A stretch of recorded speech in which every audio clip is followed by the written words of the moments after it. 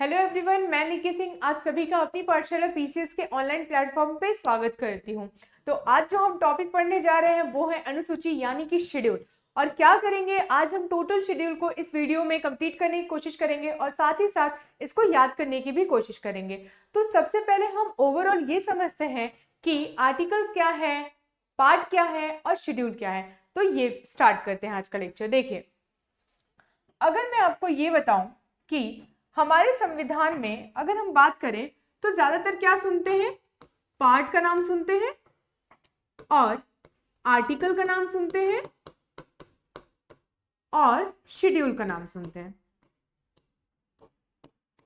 ठीक है, तो क्या हम लोगों ने देखा, पार्ट यानी कि भाग के बारे में सुनते हैं और आर्टिकल यानी कि अनुच्छेद के बारे में सुनते हैं और शेड्यूल यानी कि अनुसूचियों के बारे में सुनते हैं। तो ओवरऑल हमें यह समझना है कि हमारे संविधान में पार्ट क्या है, आर्टिकल क्या है और अनुसूचियां क्या है। देखिए, अगर मैं एक सब्जेक्ट की बात करूं तो जब हम एक सब्जेक्ट खोलते हैं और बुक का फर्स्ट पेज खोलते हैं तो हमें क्या मिलता है, कंटेंट्स। और जब हम कंटेंट्स खोलते हैं तो देखते हैं चैप्टर 1, चैप्टर 2, चैप्टर 3, राइट। तो वैसे ही अगर हम संविधान की बात करें तो संविधान भी एक क्या है, एक बुक है। तो जब हम बुक खोल रहे हैं तो जैसे यहाँ चैप्टर 1, चैप्टर 2 लिख के आ रहा है, वैसे ही वहां पे हमें लिख करके क्या आता है, पार्ट 1, पार्ट 2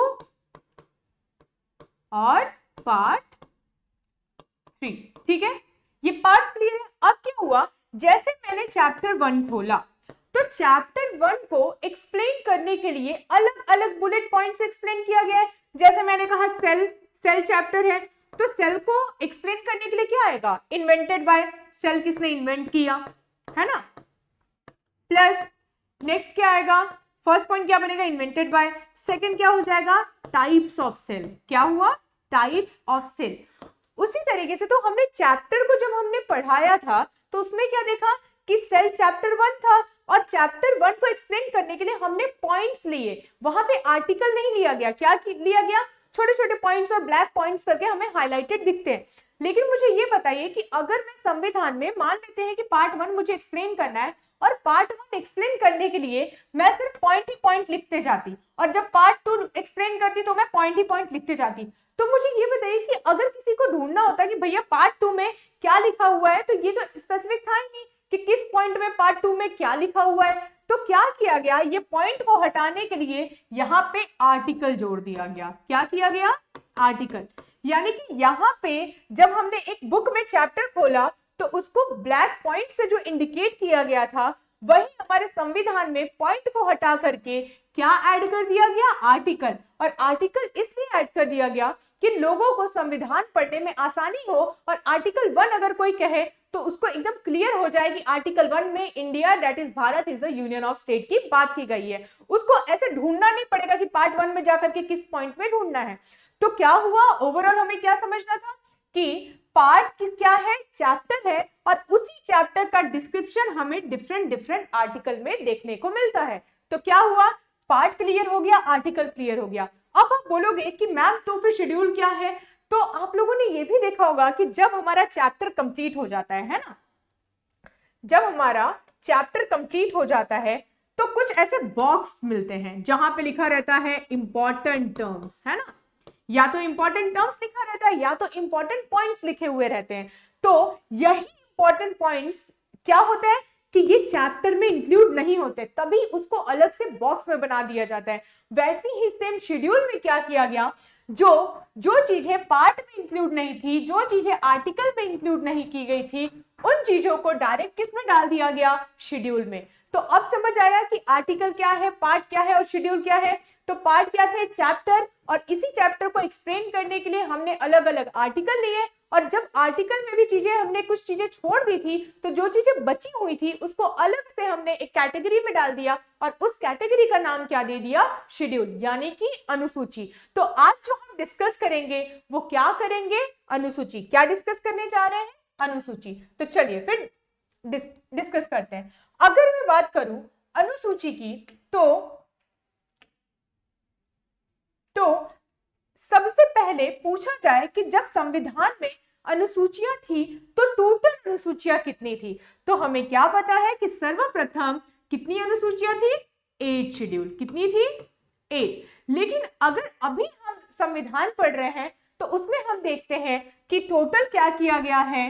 टोटल 12 अनुसूची जोड़ी गई है। कितनी? 12। यानी कि पहले 8 थी और बाद में कितनी जोड़ी गई? 4। और जोड़ने के लिए क्या क्या अमेंडमेंट्स हुए हैं वो हम इसमें देखेंगे। ठीक है, तो फर्स्ट अगर क्वेश्चन ये पूछ ले कि संविधान में सर्वप्रथम कितनी अनुसूचियां थी तो वो होगी 8 और वर्तमान में कितनी है तो वो होंगे 12। तो चलिए फिर ये देखते हैं कि अनुसूचियों में, अलग अलग अनुसूचियों में किस किस चीजों से रिलेटेड प्रावधान है। चलो, तो अगर मैं फर्स्ट अनुसूची की बात करूं और फर्स्ट शेड्यूल की बात करूं तो फर्स्ट शेड्यूल में क्या बोला गया है? देश के राज्य तथा केंद्र शासित प्रदेशों के नाम का वर्णन किया गया है। यानी कि यहां बताया गया, जब मैंने आर्टिकल 1 पढ़ाया था तो आर्टिकल 1 में क्या बताया था? India is a union of state. Article 2 में क्या बताया था? Admission of state. आर्टिकल 3 में क्या बताया था? Formation of state. और आर्टिकल 4 में क्या बताया था कि ये जो भी 2 और 3 में चेंजेस हो गए उसे संविधान संशोधन 368 के तहत नहीं माना जाएगा। लेकिन इन चारों आर्टिकल में मैंने कहीं ये नहीं बताया कि हमारे देश का नाम क्या होगा। तो क्या हुआ कि उन्होंने पार्ट और आर्टिकल तो दे दिया, लेकिन नाम के लिए इन्होंने क्या बोला कि भैया आपको अगर नाम जानना है तो आ जाओ शेड्यूल 1 में। तो शेड्यूल 1 में वही देश और वही केंद्र शासित प्रदेशों के नाम का वर्णन किया गया है। तो शेड्यूल 1 भी आप लोगों को क्लियर हो गया होगा। अब आते हैं शेड्यूल 2 यानी कि दूसरी अनुसूची। दूसरी अनुसूची में वेतन और भत्तों का वर्णन किया गया है। यानी कि जो भी हमारे संवैधानिक पद है उनमें किस पर्सन को क्या क्या वेतन मिलेगा, इन सबका जो रिलेशन है, ये इन सबका जो व्याख्या है, ये कौन से शेड्यूल में है? वो है शेड्यूल 2 यानी कि दूसरी अनुसूची। अनुसूची 3 में आते हैं। अगर मैं अनुसूची 3 की बात करूं तो अनुसूची 3 किससे रिलेटेड है? शपथ से। किससे रिलेटेड है? शपथ से। लेकिन यहां पे एक एक्सेप्शनल केस है, एक नहीं 3। इसमें 3 लोगों की शपथ का प्रावधान नहीं है। कौन? एक है प्रेसिडेंट, एक है वाइस प्रेसिडेंट और एक है गवर्नर। क्या है? गवर्नर। अगर मैं प्रेसिडेंट की शपथ की बात करूं तो प्रेसिडेंट की शपथ की बात आर्टिकल 60 में की गई है और वाइस प्रेसिडेंट की बात करूं तो आर्टिकल 69 में की गई है और गवर्नर की बात करूं तो वो आर्टिकल 159 में की गई है। तो जैसे कि मैंने आपको शेड्यूल एक्सप्लेन किया था कि शेड्यूल में वो चीजें दी गई हैं जो आर्टिकल में नहीं दी गई थी। तो जब आर्टिकल में ये चीजें मतलब पहले ही ऐड कर दी गई थी तो क्या किया गया, जो बाकी बचे हुए लोग थे जिनके शपथ का प्रावधान आर्टिकल्स में नहीं दिया गया है, उनके शपथ का प्रावधान कौन सी अनुसूची में हमें मिलेगी? तीसरी अनुसूची में। क्लियर? और ये एक्सेप्शनल केस याद रखिएगा। ठीक है, एक्सेप्शनल केस याद रखिएगा। क्यों? क्योंकि कभी कभी ये इनके आर्टिकल से रिलेटेड, मतलब इनके शपथ का जो आर्टिकल है उससे रिलेटेड क्वेश्चन आ जाता है। और कभी कभी ये लोग क्या करते हैं कि क्वेश्चन में डाल देते हैं कि सारे लोगों के शपथ का प्रावधान तीसरी अनुसूची में है, जो कि गलत स्टेटमेंट होता है। ठीक है, अब नेक्स्ट में आते हैं कि फोर्थ शेड्यूल यानी कि चौथी अनुसूची में क्या बताया गया है। तो जब हम चौथी अनुसूची की बात करते हैं तो यहां है allocation of seats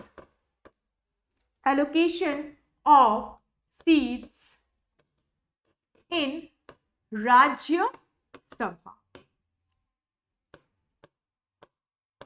यानी कि कोई पर्टिकुलर स्टेट को कितनी राज्यसभा की सीटें दी जाएंगी और कितनी सीटें मिलेंगी, इसका जो प्रारूप है ये किस में दिया गया है? चौथी अनुसूची में। तो ये भी याद रखिएगा। अब आते हैं पांचवी अनुसूची यानी कि फिफ्थ शेड्यूल। और फिफ्थ शेड्यूल जो है वो किससे रिलेटेड है? एससी और एसटी के एडमिनिस्ट्रेशन से। किससे? एससी और एसटी के एडमिनिस्ट्रेशन से। यानी कि जो भी शेड्यूल कास्ट और शेड्यूल ट्राइब का प्रशासन चलेगा वो किस तौर से चलेगा, ये सबके बारे में वर्णन कौन सी अनुसूची में दिया गया है? वो है 5वीं अनुसूची यानी कि 5th शेड्यूल। ठीक है, तो एक काम करते हैं 1 से लेके 5 तक रिवाइज कर ले रहे हैं। शेड्यूल 1 में मैंने आपको क्या बताया कि स्टेट और यूटी के नाम। दूसरे में मैंने बताया 2 से आप लोग क्या याद रख सकते हो, सैलरी है, दूसरे में क्या है सैलरी, तो फिर क्या बोलोगे सैलरी 2, यानी कि सैलरी का एक्सप्लेनेशन किस में दिया गया है 2 में। 3 में क्या है, 3 में है ओथ यानी कि शपथ, लेकिन शपथ किसकी छोड़ के, प्रेसिडेंट, वाइस प्रेसिडेंट और गवर्नर। प्रेसिडेंट की शपथ किस में है, आर्टिकल 60 में, वाइस प्रेसिडेंट की 69 में और गवर्नर की 159 में। अगर फोर्थ में आए तो फोर्थ हमारा क्या है, allocation of seats in Rajya Sabha. Rajya Sabha में कितनी सीटें आवंटित की जाएगी इसके बारे में फोर्थ शेड्यूल में। अगर हम फिफ्थ की बात करें कि फिफ्थ शेड्यूल में किसकी बात की है, तो 5 को एस से समझ जाना, और SC ST से रिलेटेड जो भी प्रोविजन है वो किस में दिया गया है, फिफ्थ शेड्यूल यानी कि 5वीं अनुसूची। अब नेक्स्ट जो हम पढ़ेंगे वो है 6ठी अनुसूची, और 6ठी अनुसूची याद रखने के लिए आपने बहुत पहले से ये ट्रिक सुनी होगी, दैट इज ATMM। क्या याद रखोगे, ATMM, यानी कि असम, त्रिपुरा, मेघालय, मिजोरम के प्रशासन से रिलेटेड जो भी चीजें हैं वो किसमें दी गई है, 6ठी अनुसूची में। अब देखो, अगर हम देखें कि ये जितने भी स्टेट्स हैं ये कहाँ के हैं, ये नॉर्थ ईस्ट एरिया में है, नॉर्थ ईस्ट रीजन के स्टेट है। अब यहाँ पे पता है क्या क्वेश्चन आ जाता है, वो ये देते हैं कि 6ठी अनुसूची किससे संबंधित है और किससे संबंधित नहीं है। तो आप लोग कंफ्यूज कहां होगे, एक मणिपुर, ठीक है, यहां पे ATMM में कौन है, असम, त्रिपुरा, मेघालय, मिजोरम। तो कैसे याद रहे कि मणिपुर वहां नहीं है, तो समझ जाना कि नॉर्थ ईस्ट एरिया बहुत ही अभी भी पिछड़ा ही रहता है, जिसके वजह से वहां पे क्यों पिछड़ा है, क्योंकि वहां मनी नहीं है। तो मनी नहीं है तो फिर ATMM में मनी का कोई कॉन्सेप्ट नहीं है, तो फिर कभी भी मणिपुर को लेकर के कंफ्यूज मत होना। तो यहाँ पे अगर हमें याद रखना है तो हम 6वीं में क्या याद रखेंगे कि ये कहां पे मनी नहीं है, असम और नॉर्थ ईस्ट रीजन में मनी नहीं है, तो मणिपुर से वो संबंधित नहीं है। बाकी ATMM में असम, त्रिपुरा, मेघालय, मिजोरम आप लोगों को याद रहेगा। ठीक है, नेक्स्ट आते हैं 7वीं अनुसूची में, और जब 7वीं अनुसूची की बात करें तो ये क्या बात करता है, distribution of subjects, distribution of subjects between union and state, यानी कि केंद्र और राज्य के मध्य विषयों का बंटवारा। जब आप इसको पढ़ोगे तो इसमें आप देखोगे, अब जब मैंने कहा विषयों का बंटवारा, यानी कि अब सब्जेक्ट्स क्या कर दिया जाएगा, डिवाइड, कि किस विषय पे केंद्र अपना कानून बनाएगा, किस विषय पे राज्य अपना कानून बनाएगा, और कौन से ऐसे विषय है जिसपे दोनों कानून बनाएंगे। अगर मैं संघ सूची की बात करूं तो संघ सूची में ऐसे कानून होते हैं, और ये कानून कौन बनाता है, संघ सूची से रिलेटेड कानून कौन बनाता है, तो वो है संसद यानी कि पार्लियामेंट, यानी कि सेंट्रल गवर्नमेंट। कौन बनाएगा, सेंट्रल गवर्नमेंट। ठीक है, और अगर मैं राज्य सूची, तो राज्य सूची है तो राज्य सूची में कौन बनाएगा, स्टेट गवर्नमेंट। क्वेश्चन में ही आंसर है, संघ बोला तो कौन बनाएगा, संघ बनाएगा, राज्य बोला तो कौन बनाएगा, राज्य बनाएगा। लेकिन वही अगर समवर्ती आ गया, यानी कि कंकरेंट लिस्ट आ गया, तो कंकरेंट में स्टेट भी यूनियन भी बना सकती है और स्टेट भी बना सकती है। अब आप ये सोच सकते हो, अच्छा मैम एक ही कानून, मतलब सेम ही कानून स्टेट भी बना रही है और यूनियन भी बना रही है, तब क्या होगा, तो याद रखिएगा कि यूनियन का कानून जो होगा वो क्या होगा, वो माना जाएगा। ठीक है, तो ये भी आप लोगों को क्लियर हो गया होगा। अब आते हैं 8वीं अनुसूची में। 8वीं अनुसूची देखते हैं क्या लिखा हुआ है, इस स्लाइड में मैंने ऐड नहीं किया, देखिए 8th शेड्यूल, क्या 8th शेड्यूल। तो 8वीं अनुसूची में जो हम बात करेंगे, यहां बात करेंगे ऑफिशियल लैंग्वेज। किसकी बात करेंगे, ऑफिशियल लैंग्वेज की। ठीक है, यानी कि राजभाषा। देखो अब इसमें भी 2 क्वेश्चन आते हैं, क्वेश्चन क्या 2 नहीं 3-4 आते हैं। क्या क्या देखो, अगर हम ऑफिशियल लैंग्वेज की बात करें तो स्टार्टिंग में स्टार्टिंग में कितनी ऑफिशियल लैंग्वेज थी? 14। कितनी लैंग्वेज थी? 14। और एट प्रेजेंट बात करें तो एट प्रेजेंट कितनी है? एट प्रेजेंट है टोटल 22 लैंग्वेज। कितने हैं? 22 लैंग्वेज।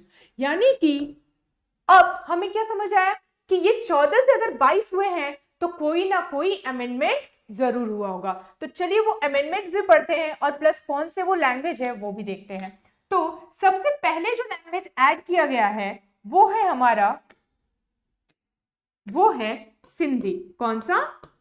सिंधी। और सिंधी लैंग्वेज को 21st अमेंडमेंट के द्वारा, 21st constitutional amendment act of 1967 द्वारा हमारे संविधान में जोड़ा गया। नेक्स्ट जो है वो है नेपाली, मणिपुरी और कोंकणी। कौन सा? कोंकणी।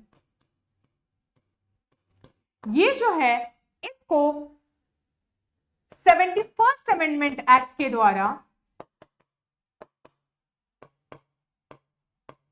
1992 में हमारे संविधान में जोड़ा गया। इसको याद रखने का ट्रिक क्या होगा? न म क, यानी कि नेपाली, मणिपुरी और कोंकणी।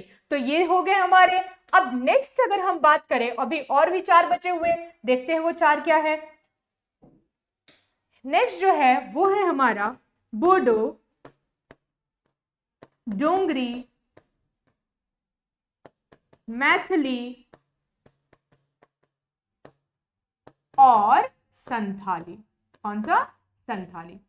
ये 4 लैंग्वेज 92nd अमेंडमेंट द्वारा, रुकिए, हाँ, 92nd constitutional amendment act of 2003 के द्वारा हमारे संविधान में जोड़ा गया। इसको भी याद करने के लिए क्या होगा ट्रिक?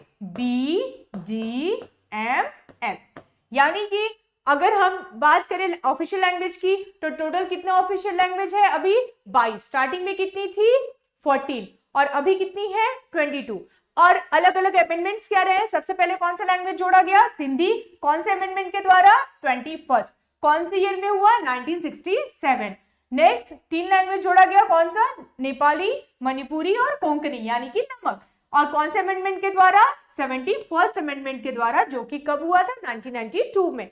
अगर थर्ड की मैं बात करूं कि तीसरी बार 4 लैंग्वेज जोड़े गए। कौन से? बोडो, डोंगरी, मैथिली और संथाली। कौन से अमेंडमेंट के द्वारा? 92nd अमेंडमेंट के द्वारा, जो कि 2003 में हुआ था।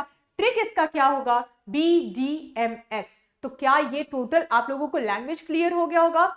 चलिए फिर नेक्स्ट पे आते हैं। अब 9वीं अनुसूची क्या है? तो अगर हम 9वीं अनुसूची की बात करें तो मैंने आपको बताया था कि स्टार्टिंग में सिर्फ 8 शेड्यूल थे और बाद में कितने हो गए? 12।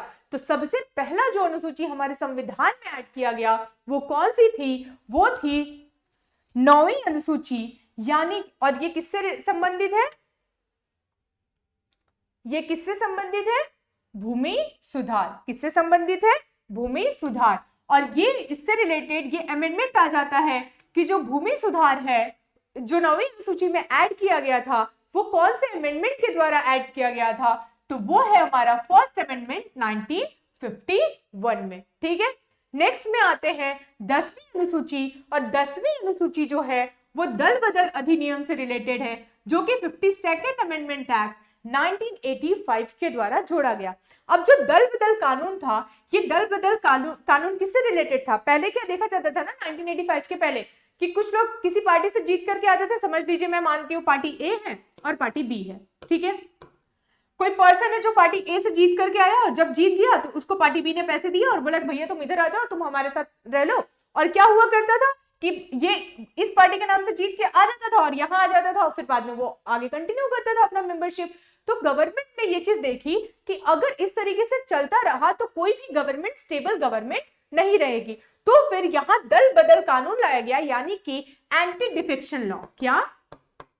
एंटी डिफेक्शन लॉ ये लाया गया।